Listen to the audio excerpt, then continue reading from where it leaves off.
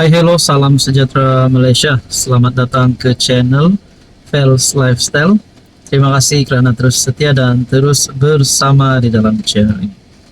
Tuan-tuan dan puan, semakin panjang dan semakin panas cerita yang melibatkan nama bekas Perdana Menteri setelah penemuan RM 170 juta. Ada yang kata rasuah RM 700 juta kerana melibatkan peruntukan bagi keluarga Malaysia waktu era Ismail Sabri menjadi Perdana Menteri, dan macam-macam lah rasuah, pengubahan wang haram dan sebagainya. Akhirnya berkaitan dengan ini, setelah Ismail Sabri disiasat oleh SPRM, ada satu komen yang saya terima. Komen ini amat panas. Berkata, jika Mahathir juga terlibat perlu disiasat, biar mahkamah tentukan. Tapi saya percaya Mahathir tidak ada terlibat dengan kejahatan, rasuah atau curi, menyalahguna kuasa, langgar undang-undang negara. Seperti yang sudah disebut nama-nama, mungkin ada kelibatan menyeksa ramai katanya. Komen seterusnya berkata, ramai rakyat Malaysia sokong 100% Ismail Sabri bongkar perasuah Malaysia yang menyorok dan berselindung di belakang tabir. Komen seterusnya pula berkata, munasabah apa yang dikatakan oleh Tun M, bawa dan biar mahkamah yang siasat dan tentukan. Ini adalah berkaitan dengan komen Ismail Sabri terhadap siasatan yang melibatkan PM9. Seterusnya komen yang mengejutkan pula berkata, betul tuh SPRM teruskan buat penangkapan yang mana terlibat termasuk Mahyudin. Itu pasal duit UMNO hilang ketika itu. Bermacam-macam komen yang saya terima. Dan kata duit UMNO hilang gara-gara rasuah itu. Ada yang sebut nama Muhyiddin di dalam ruangan komen.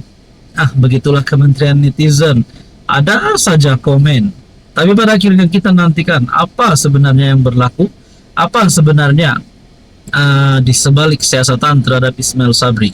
Kalaulah benar ada ahli parlimen pada ketika itu dan menteri pada ketika itu yang membantu Ismail Sabri ataupun yang terlibat dengan perkara ini, terlibat dengan rasuah, pengubahan wang haram yang melibatkan kes inilah, sudah pasti mereka perlu didedahkan. Seperti mana gesaan ini berkata, kami rakyat Malaysia sokong 100% Ismail Sabri bongkar perasuah Malaysia yang menyorok dan berselindung di belakang tabir.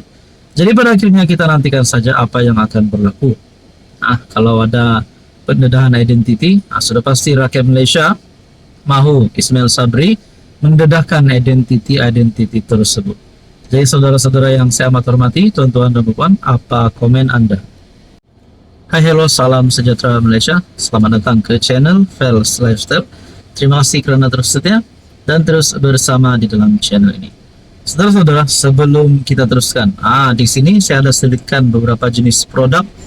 Lihatlah, boleh tengok, boleh shopping. Produk mana satu yang best, yang sesuai dengan Anda. Boleh order, klik dulu, order macam biasa, macam dekat Shopee. Harga cukup berpatutan sesuai dengan kualiti barang.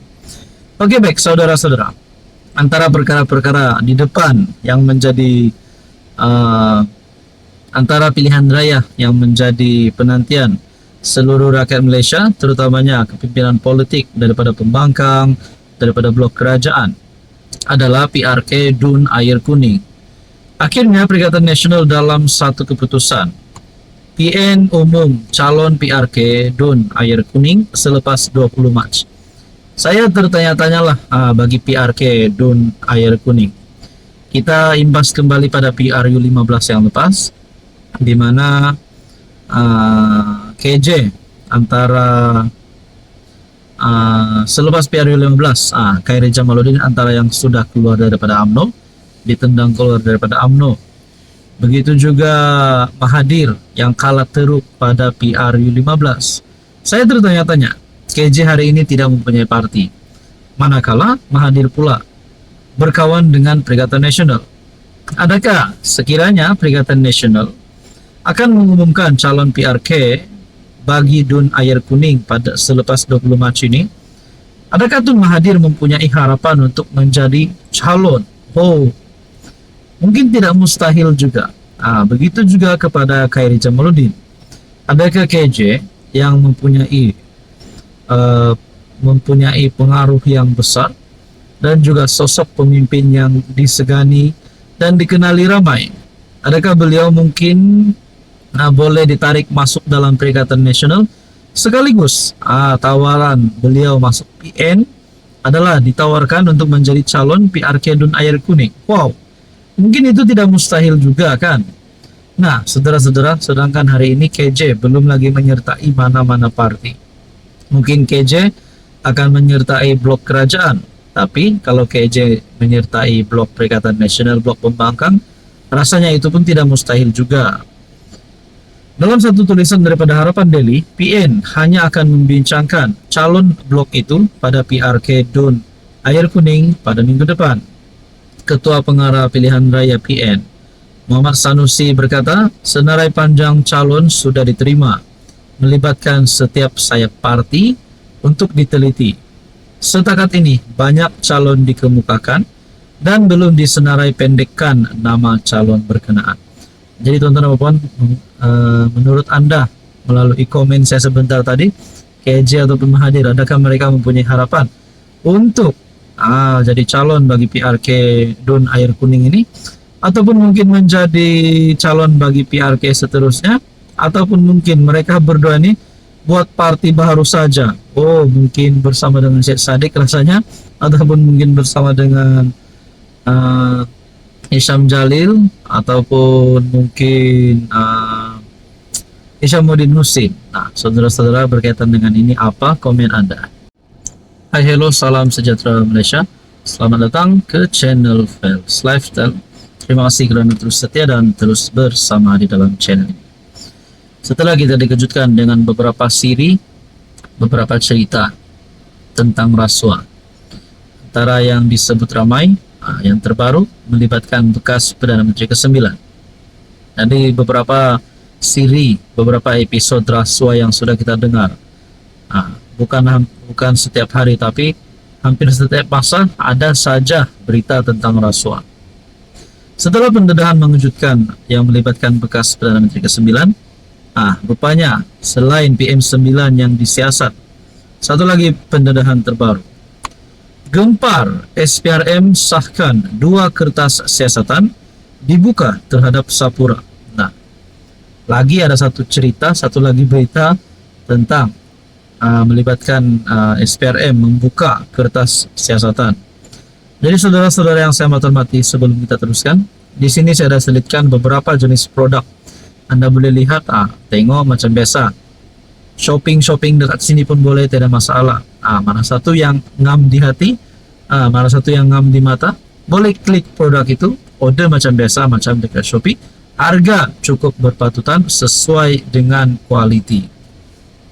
Jadi tuan-tuan dan puan yang saya hormati, adakah satu lagi episod rasuah ataupun satu lagi siri rasuah yang mungkin melibatkan ratusan juta, melibatkan berbilion-bilion ditemukan, ataupun mungkin ada lagi serbuan berlaku yang melibatkan berita ini?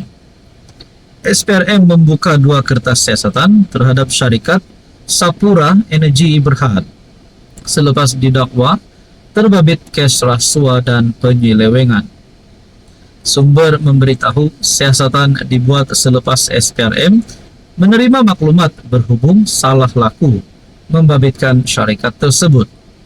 Difahamkan, siasatan ini berdasarkan siasatan awal yang dibuka SPRM pada penghujung 2023 yang turut melibatkan tuntutan-tuntutan yang dibuat syarikat berkenaan. 2 kertas siasatan ini dibuka menjurus kepada kegiatan pengubahan wang haram dan penyelewengan membabitkan. Tuntutan sekitar 2018 ketika syarikat itu dikenali sebagai Sapura Kencana Petroleum Berhad. Selain jenayah rasuah, siasatan juga akan memberi fokus kepada isu kelemahan tata kelola dan kelemahan pengurusan. Sementara itu, Ketua Pesuruhjaya SPRM Tan Sri Azam Baki mengesahkan perkara itu, memaklumkan kertas siasatan dibuka mengikut Akta SPRM 2009 dan Akta Pencegahan Uang Haram dan Pencegahan Pembiayaan Keganasan EMLATF PUAA 2001. Semalam Perdana Menteri berkata suntikan dana kepada SEB bukan satu bentuk bailout, sebaliknya untuk membentuk vendor yang terkesan akibat masalah keuangan yang dihadapi syarikat berkenaan. Ya saudara-saudara, kita nantikan saja apa yang akan berlaku. Apa komen Anda?